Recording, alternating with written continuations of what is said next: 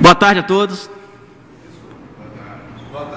Colegas vereadores, funcionários dessa casa, público geral que nos assiste pelas redes sociais.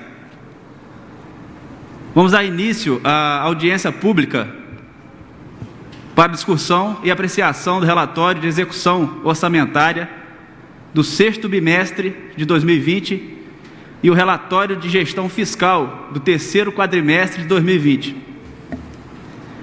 Gostaria de convidar o secretário municipal de Fazenda, Ivan Lacerda, e o senhor Pierre para tomar assento junto à mesa do plenário.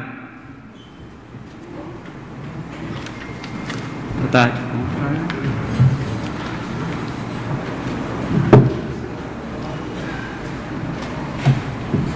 Pois bem, informo que a presente audiência pública seguiu todos os trâmites legais, seguindo prazos, orientações da assessoria jurídica, edital publicado em jornal e ofícios comunicando o seu agendamento. Passo a palavra para o secretário Ivan Lacerda para algumas considerações acerca da audiência.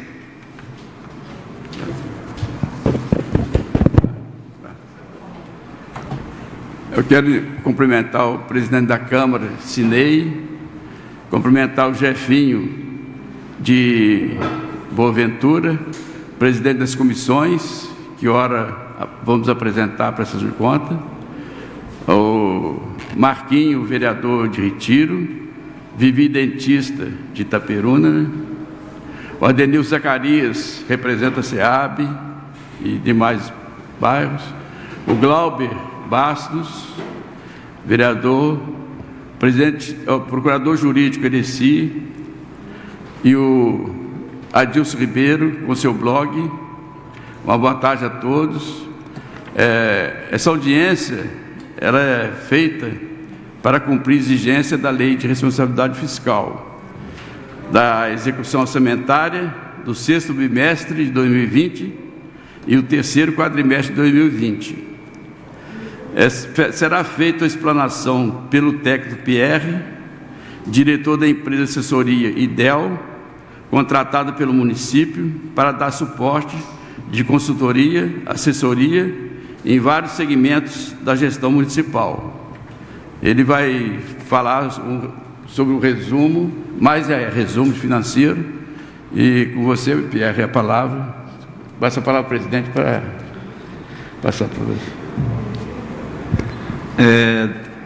Dada aí as considerações do senhor Ivan, em seguida passo a palavra para o senhor Pierre para fazer a explanação da presente audiência. Uma boa tarde a todos. Primeiramente, eu gostaria de cumprimentar todos os vereadores presentes,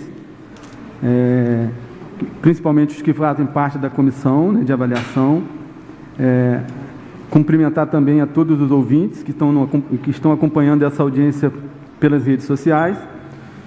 E essa audiência ela vai estar falando das metas bimestrais, tá?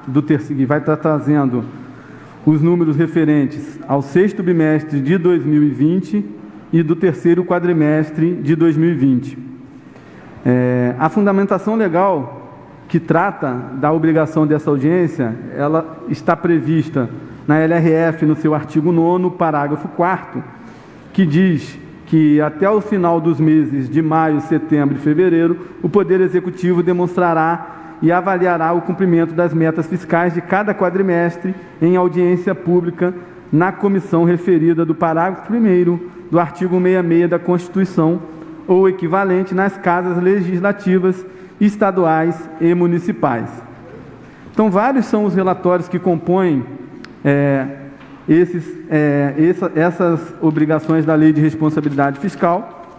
Nós estaremos fazendo um resumo de cada anexo que a gente acha que são os principais anexos.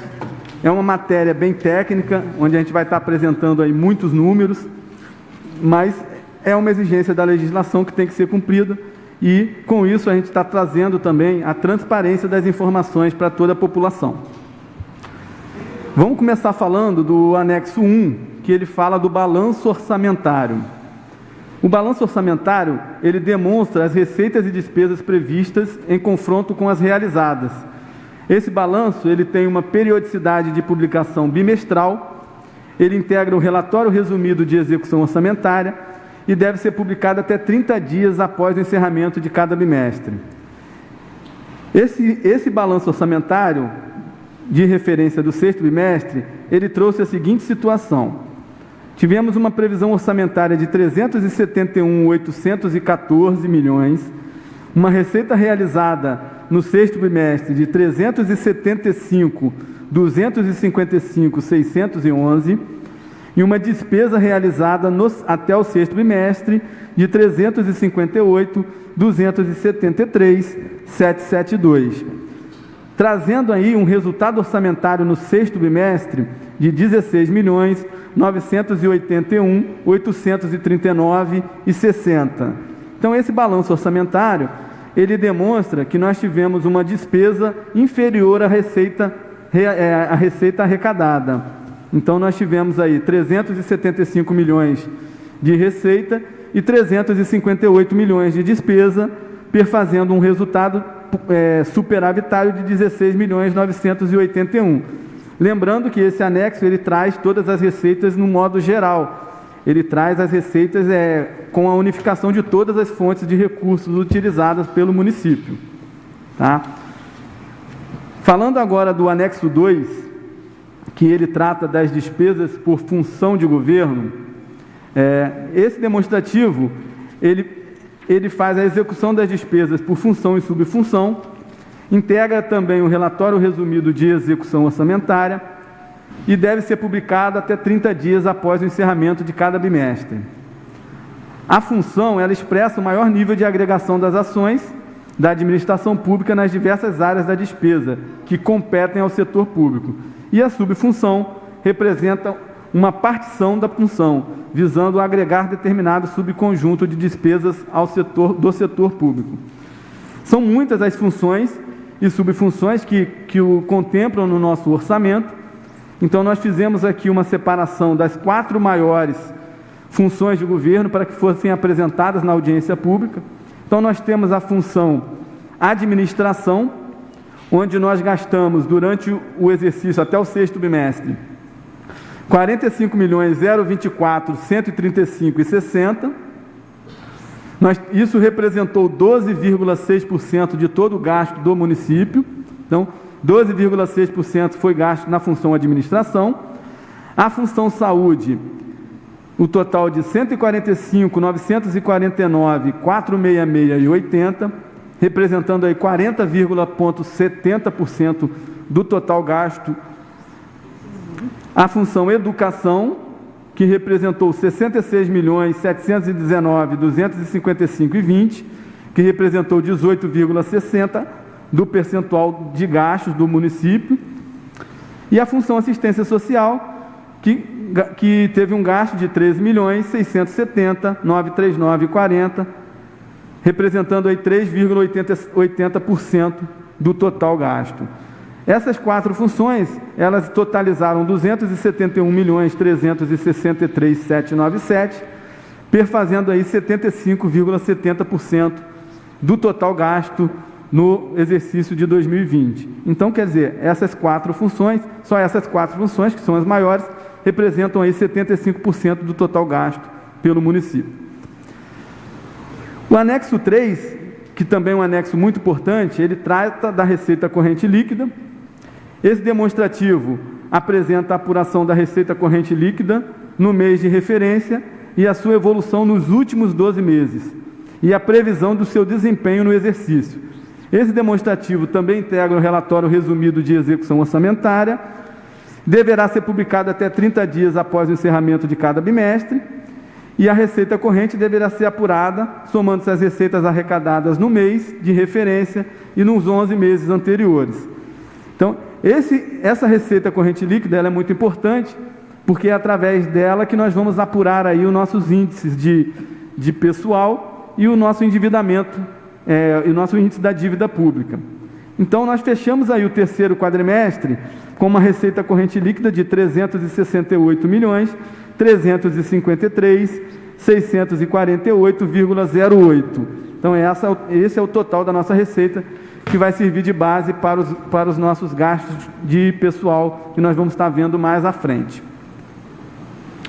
Ainda falando do relatório resumido de execução orçamentária, porque nós temos aí no final do exercício dois relatórios, né? Os relatórios resumidos de execução orçamentária, que são bimestrais, e o relatório de gestão fiscal, que são quadrimestrais. Então, o anexo 4, ele trata das receitas e despesas previdenciárias.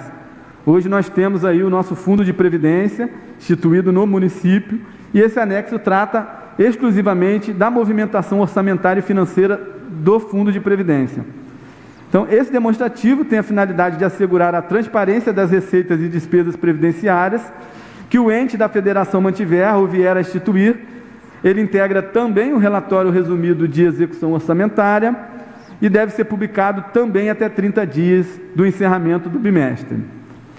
Esse anexo 4, ele trouxe a seguinte situação no sexto bimestre de 2020. Uma previsão orçamentária de 11.180.000, uma receita realizada de 17.427.067,067,50 e uma despesa executada de 377.284,60, trazendo aí um resultado também superavitário de 17.049.782,90. Então, esse anexo 4 demonstrando aí que nós tivemos aí um resultado positivo também com relação ao fundo de previdência. Nós arrecadamos mais do que gastamos, né? Então, nós temos aí 17 milhões de superávit aí no fundo de previdência. O resultado nominal, que compõe o anexo 5, ele traz a seguinte situação. O seu objetivo de apuração é medir a evolução da dívida fiscal líquida. No bimestre, o resultado nominal representa a diferença entre o saldo da dívida fiscal ao final do bimestre de referência e o saldo ao final do bimestre anterior.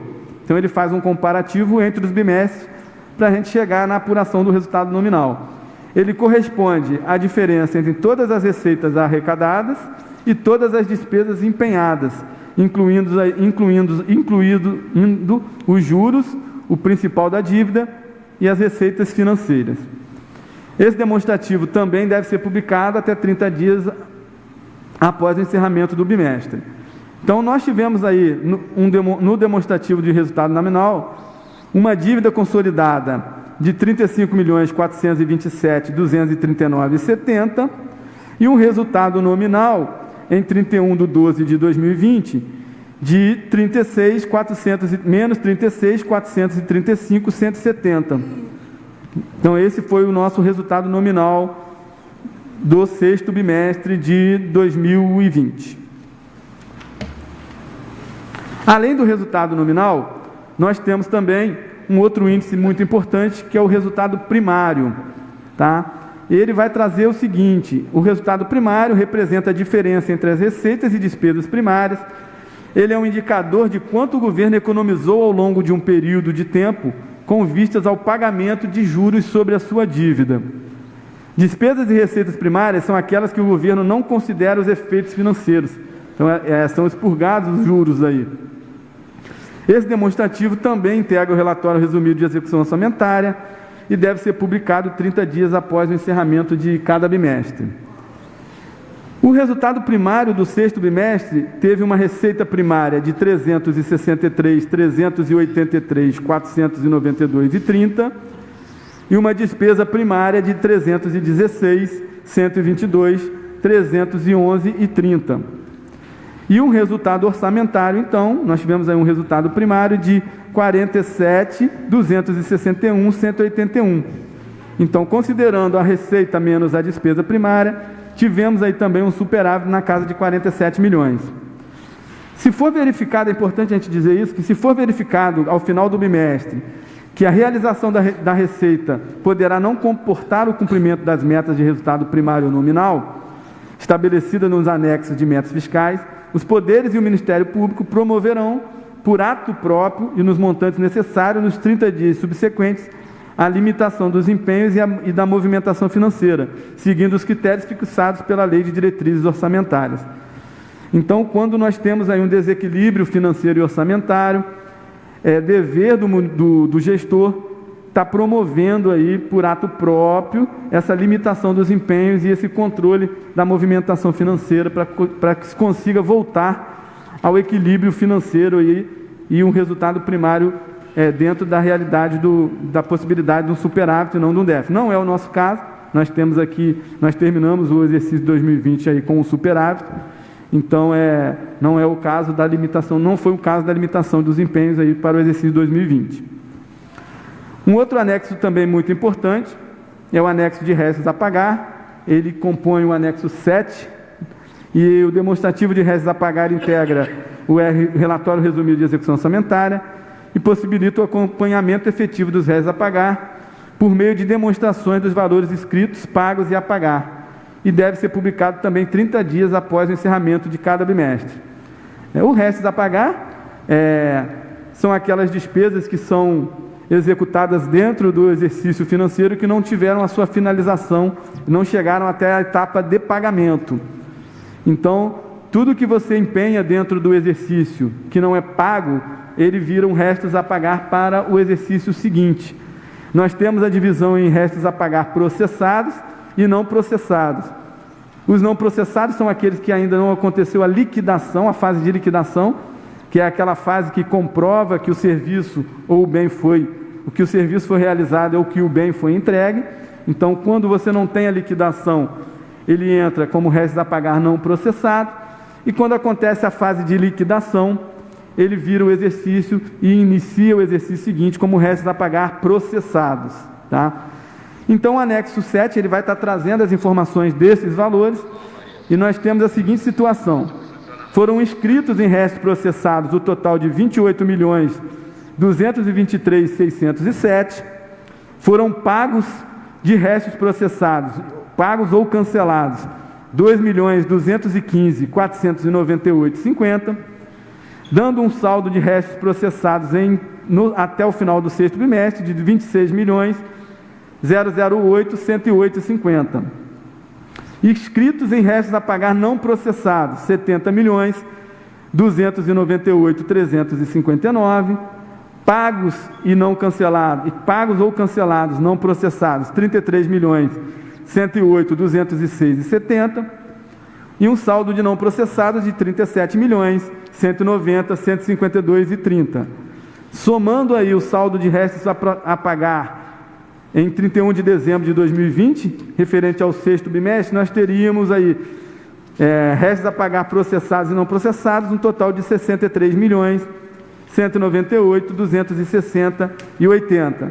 Lembrando que hoje nós temos uma orientação do Tribunal de Contas, uma determinação de não deixarmos mais restos a pagar sem disponibilidade financeira, tanto de restos a pagar processados como os não processados. Então, a gente já tem que fazer hoje um trabalho junto ao exercício para que quando chegarmos no final do exercício, escrevermos só apenas os restos a pagar com disponibilidade financeira. Falando agora de gastos com educação.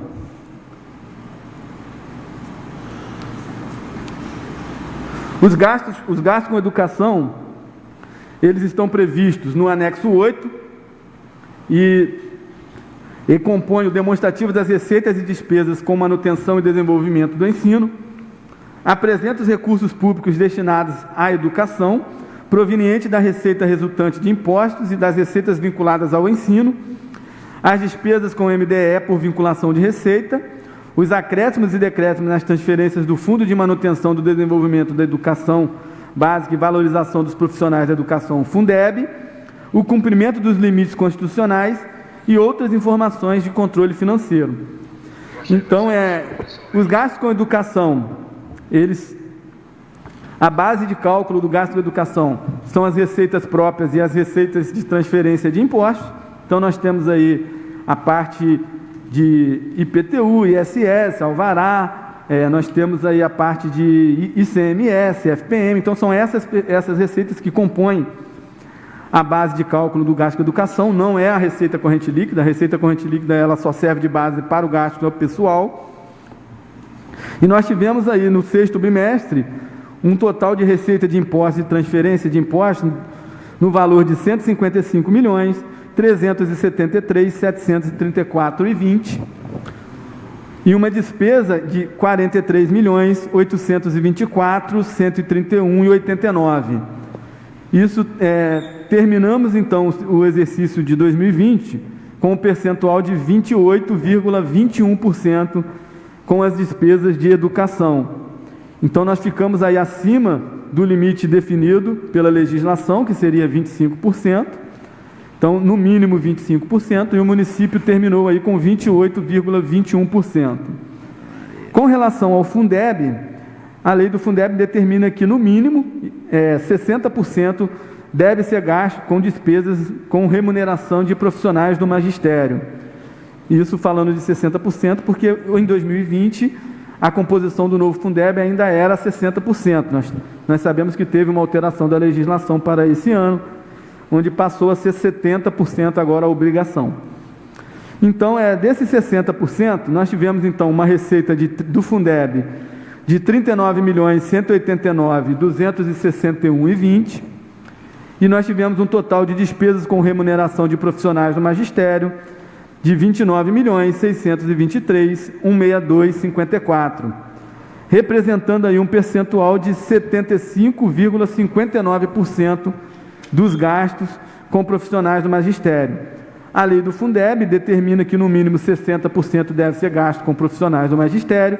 Então, o município ficou aí acima do limite também, aí, cumprindo também esse percentual exigido pela legislação. Com relação aos gastos com saúde, esse acompanhamento é feito pelo anexo 12, é o demonstrativo das despesas com saúde, e ele apresenta as despesas com ações e serviços públicos da saúde, tem a finalidade de demonstrar o cumprimento da aplicação dos recursos mínimos nas ações e serviços públicos de saúde, ele também integra o relatório resumido de execução orçamentária, então ele é bimestral, e ele tem que ser publicado após 30 dias do encerramento de cada bimestre.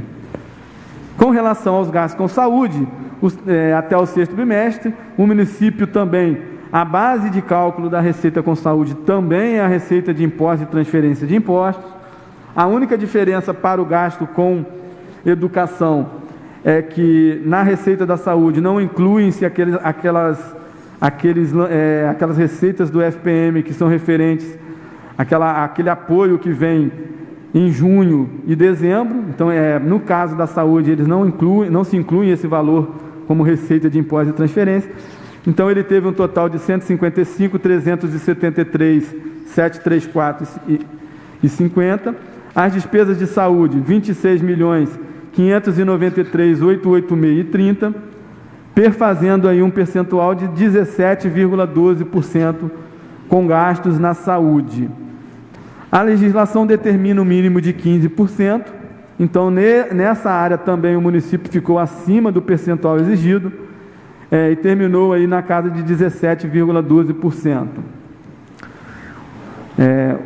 O próximo anexo, agora a gente já vai passar para os dois anexos finais, mas esses dois anexos eles não compõem mais o relatório resumido de execução orçamentária.